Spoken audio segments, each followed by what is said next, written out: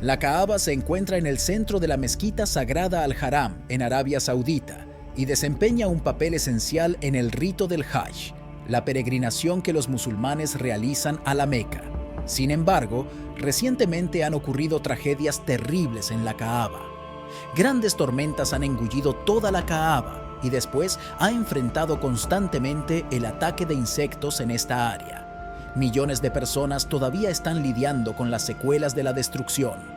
Una enorme plaga de langostas asoló la Meca, Arabia Saudita, lo que llevó a las autoridades en el sitio más sagrado del Islam a lanzar una operación de limpieza para eliminarlas. Varios fenómenos anormales ocurrieron alrededor y cerca de la ciudad santa de los musulmanes, la Meca, generando dudas entre las personas religiosas de que se estén cumpliendo las profecías. El granizo y las langostas son dos de las 10 plagas mencionadas en el Éxodo para castigar a Faraón por sus acciones, que incluyen esclavizar a los judíos. A pesar de presenciar el poder y la fuerza de Dios, el faraón decidió desobedecer y sufrir la ira de Dios como consecuencia. Mientras que los terremotos e inundaciones son considerados como señales del segundo regreso de nuestro Señor. Cuando regrese, juzgará a la humanidad por sus pecados y maldades, y se llevará consigo a los justos al cielo para una vida eterna. Esto confirma aún más que Jesús puede regresar en un futuro próximo. Pero, ¿por qué estas señales aparecieron en la Kaaba? La Kaaba era un santuario en tiempos preislámicos. Los musulmanes creen que Abraham y su hijo Ismael construyeron la Kaaba. La tradición sostiene que originalmente era una estructura rectangular simple sin techo. La tribu Quraysh, que gobernaba la Meca, reconstruyó la Kaaba preislámica en aproximadamente el año 608 después de Cristo, con mampostería y madera. Se elevó una puerta por encima del nivel del suelo para proteger el santuario de intrusos y aguas de inundación. Muhammad fue expulsado de la Meca en el año 620 a Yatrib, que ahora se conoce como Medina. A su regreso a la Meca en el año 630, el santuario se convirtió en el punto focal del culto y la peregrinación musulmana. La Kaaba preislámica albergaba la piedra negra y estatuas de dioses paganos. Según se informa, Muhammad limpió la Kaaba de ídolos a su victorioso regreso a la Meca, devolviendo el santuario al monoteísmo de Abraham. Se cree que la piedra negra fue entregada a Abraham por el ángel Gabriel y es reverenciada por los musulmanes. Muhammad realizó una peregrinación final en el año 632, el año de su muerte, y por ende, establecer los derechos de peregrinación a la casa de Dios en la tierra. Kaaba significa cubo en árabe. Este edificio de 14 metros de altura es considerado por los musulmanes como la casa de Dios en la tierra. Está mencionado 2 veces en el Corán, en los versículos 95 y 97 de la Surá 5. Situada en el centro de la Meca, se ve en la tradición musulmana como conectada con la Kaaba del cielo. También se atribuye su fundación a Abraham. La historiadora Jacqueline Chabi, experta en los orígenes del Islam, señala la influencia de temas bíblicos en el Corán temprano, como el juicio final y la creación por un Dios benigno. Destaca la continuidad conceptual entre las tradiciones religiosas judías y cristianas y el surgimiento del Islam. Además, menciona cómo la Égira, en respuesta a la hostilidad en la Meca, marcó un cambio crucial en la vida de Mahoma y estableció una comunidad islámica en Medina, donde el Corán retrata a Abraham e Ismael como figuras fundamentales. ¿Por qué es importante la Kaaba para los musulmanes? Aunque la Kaaba, también conocida como Kanak Kaaba, no es la casa real de Alá, es la representación simbólica del lugar de residencia de Alá en este mundo. Por lo tanto, debe recordarse que los musulmanes no adoran la Kaaba. Sin embargo, es el símbolo de la supremacía y la unicidad de Alá, que también es el primer pilar del Islam y la base de la creencia de cada musulmán de que no hay más Dios que Alá. Además, la importancia de la Kaaba se evidencia por el hecho de que es conocida como la Qibla. En palabras más simples, es la dirección hacia la que se enfrentan los musulmanes de todo el mundo mientras realizan las oraciones diarias. El Hajj es el quinto pilar del Islam y por lo tanto es obligatorio para cada musulmán económicamente y físicamente estable realizarlo al menos una vez en su vida. Al llegar a vivir en la Meca, los peregrinos musulmanes se reúnen en el patio de la Gran Mezquita, comúnmente conocida como la Masjid al-Haram, alrededor de la Kaaba. Se les indica a los musulmanes que realicen la tawaf, una caminata alrededor de la sagrada Kaaba 7 veces en dirección contraria a las agujas del reloj. También intentan tocar o besar la piedra negra, emulando el beso que le dio el profeta Mahoma. Se encuentra ubicada en la esquina oriental de la Kaaba. Este acto significa que la Kaaba es el símbolo de la unidad y la igualdad musulmana en el mundo. Esto también se establece en el Sagrado Corán.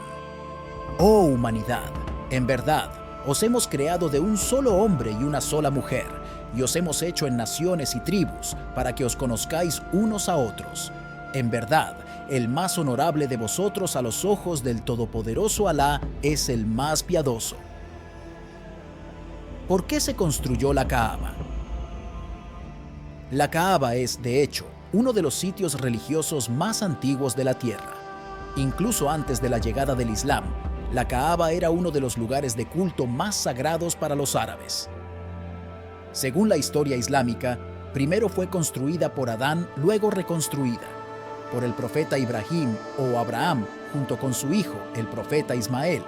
Construyeron la Kaaba siguiendo el mandato de Alá, como se indica en el Corán. Y cuando Abraham e Ismael estaban levantando los cimientos de la casa, dijeron: Señor nuestro, acéptanos, pues tú eres el que todo lo oye, el que todo lo sabe. Basándonos en la tradición islámica, la Kaaba era inicialmente una estructura simple. Profeta Ibrahim construyó la Kaaba para adorar a Alá. La Kaaba ha sido modificada y alterada extensamente a lo largo de los años, aunque su estructura básica se ha modificado para acomodar a un número cada vez mayor de peregrinos. A pesar de ello, la fundación de la Kaaba permanece igual.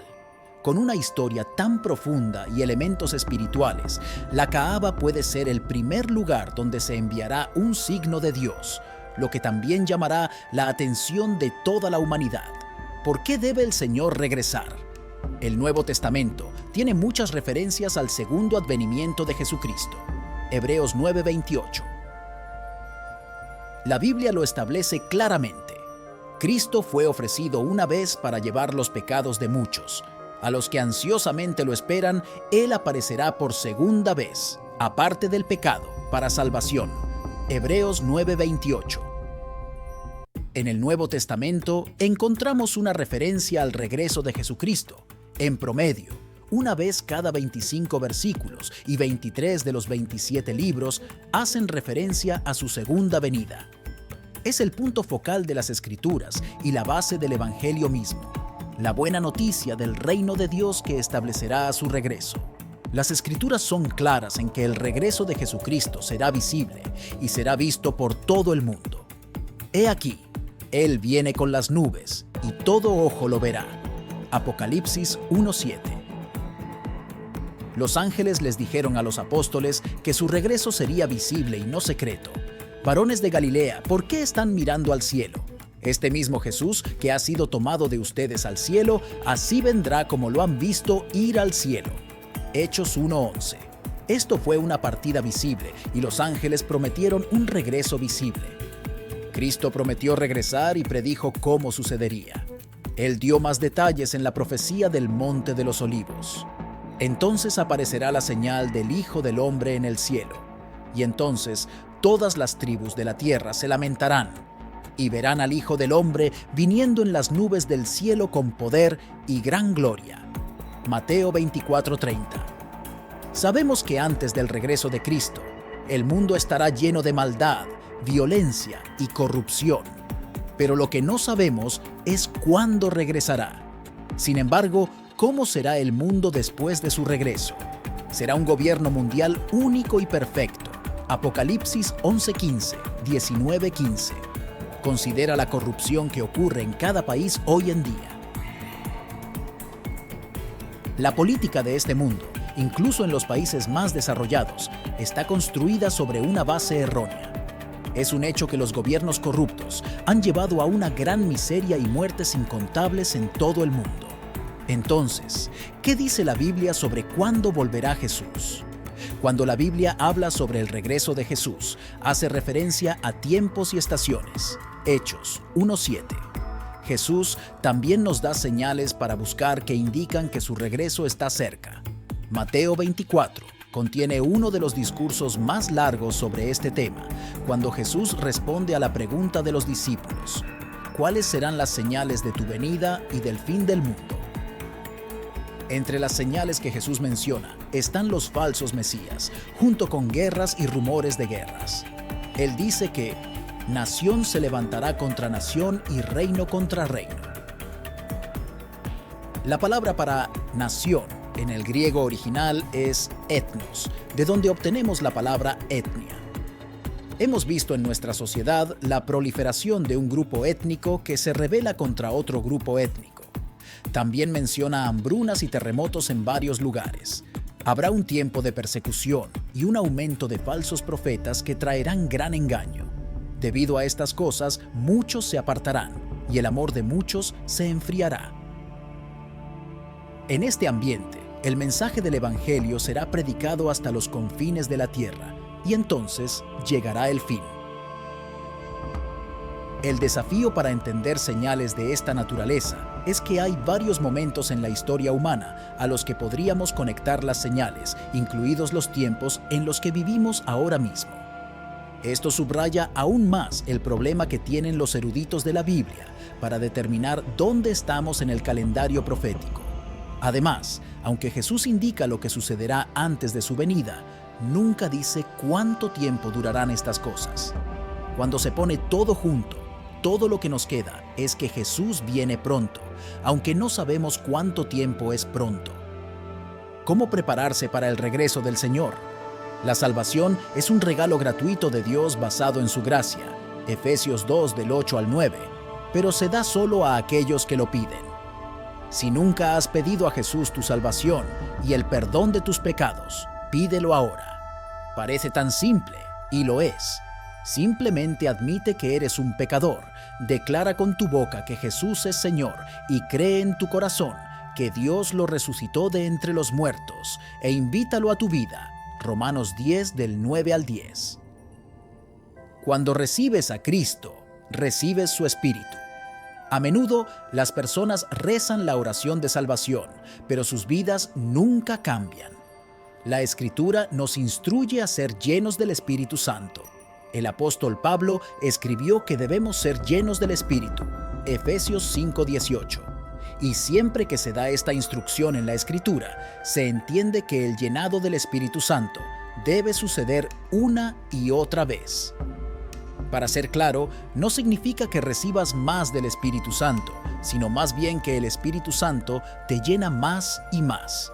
Un buen hábito para cultivar es orar cada mañana para que seas llenado con el Espíritu Santo, y luego puedes repetir esa oración a lo largo del día, según lo que esté sucediendo. Nunca debemos caminar solos en nuestro viaje. Cuando te convertiste en creyente, fuiste invitado a pertenecer a la familia de Dios. Su deseo para ti es que seas un participante activo en el cuerpo de Cristo. Esto puede incluir cosas como ser parte de tu iglesia local, unirte a un grupo pequeño y ser vulnerable con algunos otros creyentes. El escritor de Hebreos escribió que como creyentes debemos animarnos mutuamente diariamente hasta que el Señor regrese. Hebreos 3:13. Parte de cómo nos preparamos para los últimos tiempos es mantenernos estrechamente conectados en comunidad. Debemos amarnos y animarnos mutuamente diariamente, y al hacerlo, el cuerpo de Cristo se fortalece. Todas esas cosas son importantes, todas esas cosas son confesadas por los cristianos a lo largo de los siglos, a pesar de todas sus diferencias sobre los últimos tiempos. Incluso está incrustado en el credo de los apóstoles. En el credo de los apóstoles se habla de que Jesucristo ha ascendido a su Padre. Desde allí regresará para juzgar a los vivos y a los muertos. Y no solo regresará para juzgar a los vivos y a los muertos, sino que habrá vida eterna. ¿Regresará Jesús? Sí, Decimos eso no simplemente a regañadientes porque pensamos, oh, Él va a regresar, sino con alegría. Jesucristo realmente regresará. Aún así, ven, Señor Jesús. ¿Qué dice Dios sobre el anticristo? Dios está tratando de enviar un mensaje a las personas para que tengan cuidado cuando quieran orar humildemente en algún lugar, porque tal vez la persona allí no sea Dios, sino un falso Dios.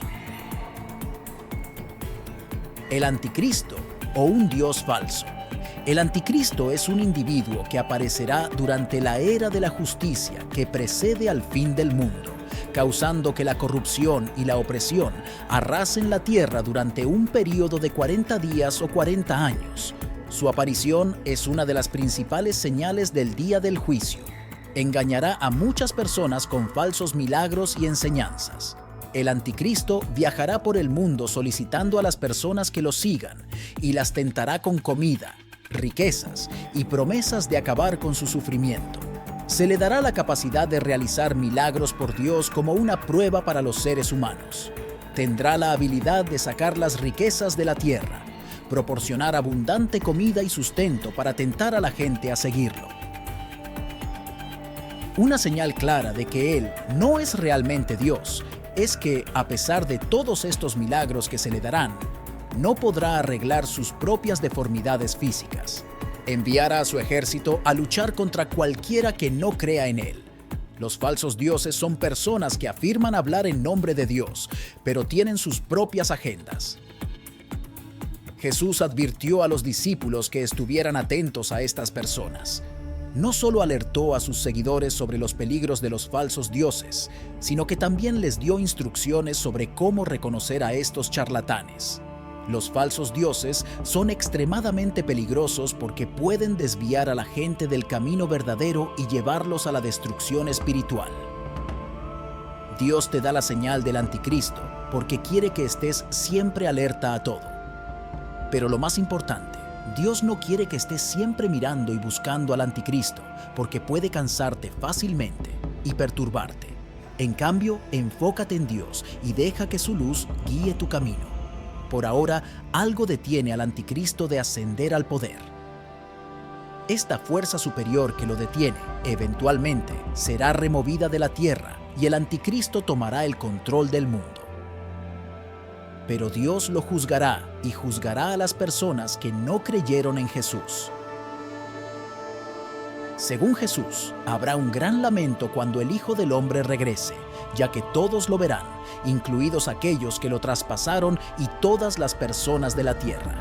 Las malas hierbas serán cosechadas primero y quemadas, indicando un juicio o castigo para aquellos que se oponen al sacrificio expiatorio de Jesucristo. Por tanto, mantente firme en lo que Dios ha dispuesto. Lo que necesitas hacer es estar alerta y reconocer las señales que Dios está tratando de enviarte. Al mismo tiempo, oremos diligentemente pidiendo que estemos alerta y preparemos nuestros corazones para darle la bienvenida de regreso. Las catástrofes naturales, el aumento de la persecución de los cristianos y otros eventos mencionados en las Escrituras son señales de los tiempos que deben ser observadas y comprendidas a la luz de la fe y la sabiduría espiritual. La persecución en los últimos días será a causa del nombre de Jesús. Mateo 24:10. Entonces muchos se ofenderán y se entregarán unos a otros y se odiarán unos a otros. Cuando la persecución se intensifica, la gente abandona las iglesias que predican la Biblia y honran a Cristo. El apóstol Juan dijo: salieron de entre nosotros, pero no eran de nosotros, porque si hubieran sido de nosotros, habrían permanecido con nosotros, pero salieron para que se manifestara que no todos son de nosotros. Primera de Juan 2:19. Muchas iglesias están llenas de evangelismo amigable para el usuario, sin redención por la sangre, sin señorío de Cristo, sin arrepentimiento, sin infierno eterno, sin seguir a Jesús hasta la muerte. Cuando comienza la persecución, se marchan porque son iglesias de personas vacías que nunca han conocido a Cristo. Los falsos profetas se levantarán y engañarán a muchos. Los falsos cristos son religiosos, pero los falsos profetas no tienen por qué serlo. Un falso profeta es cualquier persona que hable con autoridad diciendo qué está bien y qué está mal. El mundo está lleno de ellos. La marca de un falso profeta es el interés propio. Un verdadero profeta habla no en interés propio, sino en interés del Dios Todopoderoso. Y debido a que la maldad abundará, el amor de muchos se enfriará. La tasa de criminalidad está aumentando. Porque la iniquidad y el pecado abundan, el amor se enfría. Nos encontramos en una situación en la que no podemos confiar en los extraños. ¿Por qué abunda la maldad? Porque los falsos profetas dicen que no hay un estándar absoluto de lo bueno y lo malo. Si no hay un estándar absoluto, el ancla moral desaparece y el hombre cae en un torbellino de suciedad. Pero el que persevere hasta el fin, éste será salvo. Y este evangelio del reino se predicará en todo el mundo como testimonio a todas las naciones, y entonces vendrá el fin. En los últimos días habrá personas que amarán a Jesús, se aferrarán a la verdad y declararán que Jesucristo es Señor. Los cristianos no son salvos porque perseveran porque son salvos. Estos otros signos siempre han estado ocurriendo, pero este es el clímax. La Biblia no dice que todos serán salvos, pero dice que el Evangelio eventualmente será predicado en todo el mundo, y entonces vendrá el fin. Desde el Apocalipsis puede equivaler al fin en la Biblia por su significado. El fin puede referirse al regreso del Señor para salvar a su pueblo y castigar a los impíos. Gracias por acompañarnos. Si deseas compartir tus pensamientos sobre estos acontecimientos, no dudes en hacerlo en los comentarios. Y si disfrutaste este contenido, no olvides darle un me gusta. Recuerda suscribirte a nuestro canal. Hasta la próxima y que Dios te bendiga.